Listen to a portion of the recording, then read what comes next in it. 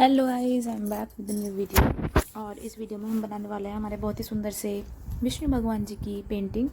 और वो मैंने पहले ही स्केच कर ली है। और तो ये वाली स्केच बुक के लिए मैंने यूज़ किया है जैन संगम का water colour sketch book 300 GSM में। और इसकी रिव्यू वीडियो मैं एक अलग से बनाऊँगी। और मतलब जब मैं रिकॉर्ड कर रही हूँ अभी तक मैंने नहीं बनाई है। और अगर मैंने अपलोड कर दी होगी तो मैं ऊपर डिस्क्रिप्शन में लिंक शेयर कर दूँगी, आप वहाँ से चेक कर लेना। देन अब हम क्या करेंगे, हमारी फटाफट से हमने एक स्काई कलर दिया है तो उसके लिए मैंने बेसमेंट में थोड़ा सा सी ग्रीन और ब्लू को ग्रीन और ब्लू मिक्स करके हल्का सा टोन बनाया है, जिसमें ग्रीन कलर भी है और एक स्काई ब्लू कलर भी है। और फटाफट से हम पहले एक बैकग्राउंड में बेस कलर दिया है। उसके बाद मैं क्या कर रही हूँ, हम वाटर के जहाँ जहाँ पे एक वाटर का टेक्सचर देंगे। जैसे आप फ़ोटो देखना, मुझे लगता है हमारी आँखों से ज़्यादा अच्छी तरह हमें कोई कुछ नहीं बता सकता है। तो आप देखें ना किस तरह से पानी फ्री होता है, तो इतना टेंशन नहीं लेना। आप फ्री हैंडली जैसे एक वाटर का टेक्सचर होता है आप वैसे करना। फिर एक गीला ब्रश लेना, गीले ब्रश से उसको हल्का हल्का मर्ज करना। तो उससे क्या होगा कि एक धीरे धीरे नेचुरल कलर आने लगेगा। आप डार्क लगा पहले देखो, if you are working in water colour तो कुछ मीडियम्स होते हैं जिनमें आपको सबसे पहले डार्क कलर करना होता है, फिर उससे लाइट, फिर उससे लाइट, फिर उससे लाइट। जैसे हमारी ऑयल पेंटिंग होती है उसमें हमें डार्क टू लाइट जाना होता है, या फिर आप लाइट टू डार्क भी उसमें आप चाहो तो जा सकते हो, इट्स अप टू यू, क्योंकि उसमें लेयर पे काम होता है। बट अगर हम एक्राइलिक यूज़ कर रहे हैं तो हमें पहले डार्क कलर करना पड़ता है, उसके बाद हम लाइट धीरे धीरे लाइट टोन डालते रहता है। लेकिन अगर आप वाटर कलर में कोई पेंटिंग बना रहे हो तो उसका जो प्रोसेस है वो बिल्कुल ही डिफरेंट है। आप वाटर कलर को पेंटिंग करने के लिए आपको पहले आपको लेना होगा डार्क कलर, सॉरी मैंने उल्टा बोल दिया, आपको पहले लगाना होगा लाइट कलर। आप सबसे पहले जो भी लाइट टोन है आप पहले सबसे वो लाइट टोन लगाओ, और उसके बाद उससे डार्क टोन, उसके बाद उससे, मतलब आपको लाइट टू डार्क जाना है। सबसे पहले आपको हल्का कलर डालना है फिर डार्क, क्योंकि होता क्या है, आप बाकी अदर मीडियम्स में उनके ऊपर मर्जिंग कर सकते हो, अदर कलर लगा के उनको कवर कर सकते हो। लेकिन if you are working in water colour तो वाटर कलर में ये पॉसिबल नहीं है। अगर आप वाटर कलर यूज़ कर रहे हो तो आपने अगर एक बार डार्क कलर लगा दिया तो आप उसको फिर लाइट नहीं कर सकते हो। तो इसलिए वाटर कलर का जो प्रोसेस होता है वो हमारा अदर मीडियम से अलग होता है, क्योंकि वाटर कलर की कंडीशंस जो होती हैं वो थोड़ी सी डिफरेंट होती है। अब हम क्या करेंगे, हमने देखो भगवान विष्णु में ब्लू कलर लिया था तो हमने ब्लू कलर ऐड कर लिया है। उसके बाद हम धीरे धीरे करके उसमें लाइट टू डार्क लेयर डालेंगे। पहले हमने सबसे हल्के से कलर की लेयर डाली है, उसके बाद हमने थोड़ा सा और डार्क ब्लू लिया है, और फिर हमने उसमें जैसे मेकअप हम करते हैं, मेकअप में हम जिस तरह से काम करते हैं हमें एक तरह से ये समझना है कि हम अगर कोई भी रेफरेंस बना रहे हैं, कोई भी पिक्चर बना रहे हैं, तो हमको उसमें भी उस तरह से ही काम करना है। जैसे हमें प्रॉपर आईज़ है, अगर आईज़ पर आई शेडो लगती है तो हमको उस तरह से आँखों पर काम करना है। गाल हैं उन पर ब्लश लगता है तो हमको गालों पर भी उस तरह से ही एक हल्का सा पिंकिश ब्लश देना है।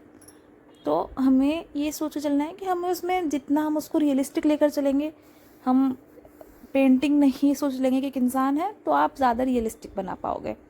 और अगर आप वाटर कलर कर रहे हो तो आप हमेशा बहुत ज़्यादा काम रहें, पेशेंट रहें, क्योंकि वाटर कलर को बनाने में बहुत मेहनत लगती है, लाइक लिटरली बहुत मेहनत लगती है।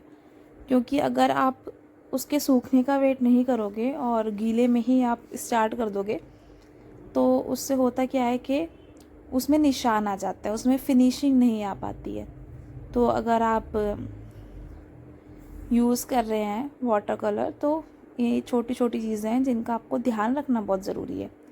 अब जैसे ज्वेलरी होती है, ज्वेलरी के नीचे अगर आप रियल में देखना, अगर आप कुछ चीज़ पहन रहे हो तो वो 3D होती है, तो उसके नीचे एक हल्की सी शेड होती है जिसकी वजह से लगता है कि वो उभरा हुआ है।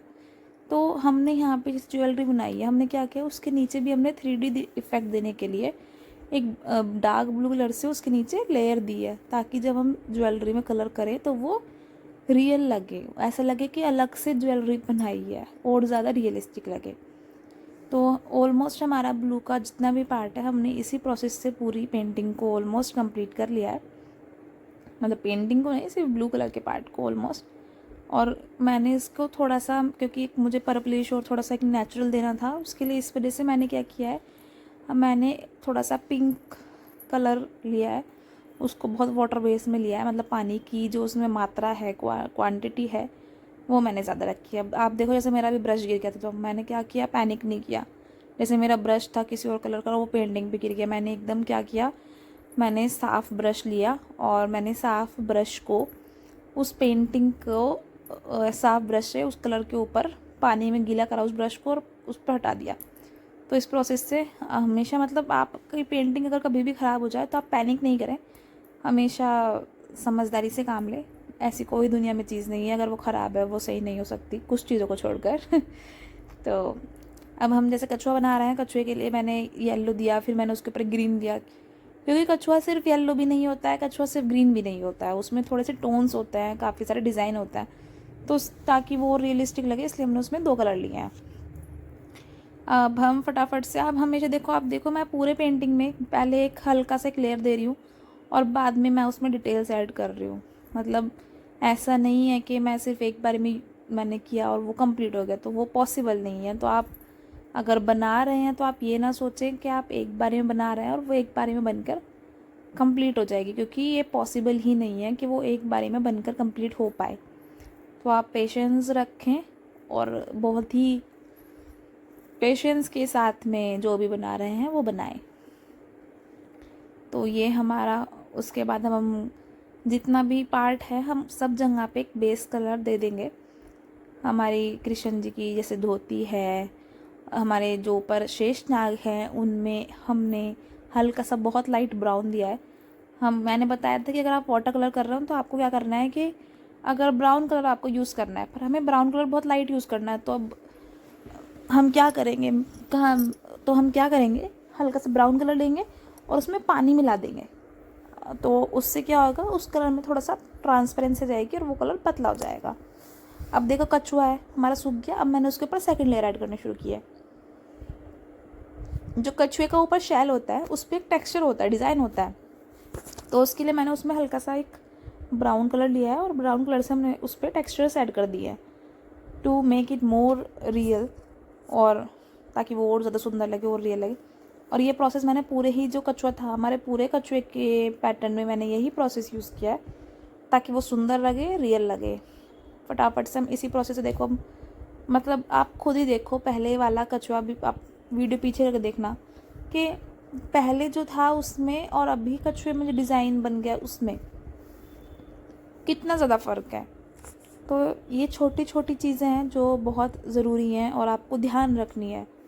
आप जितना ज़्यादा लेयर में काम करोगे, वाटर कलर में अगर आप काम कर रहे हैं, तो आपको बहुत, आप ड्राइंग, अगर आप आर्टिस्ट बनना चाहते हैं तो कोई ऐसा रास्ता नहीं है जो इजी हो। आपको हमेशा बहुत आराम से पेशेंस होके काम करना पड़ेगा अगर आप कुछ अच्छा बनाना चाहते हो।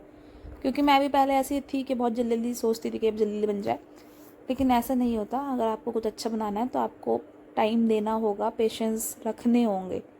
इसी प्रोसेस के साथ में आप एक अच्छा काम बना पाओगे।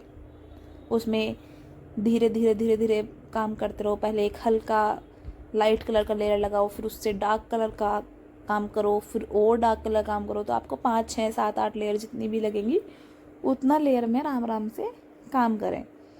अब हमने शेषनाग को 3D इफेक्ट देने के लिए देखो ब्राउन लिया है और एक उसको मर्ज कर दिया है, तो उसकी वजह से देखो कितना हल्का सा 3D इफेक्ट, अभी सिर्फ कुछ भी डिज़ाइन वगैरह कुछ नहीं बनाया है, बट ऑटोमेटिकली कितना ज़्यादा इफेक्ट आने लगा है।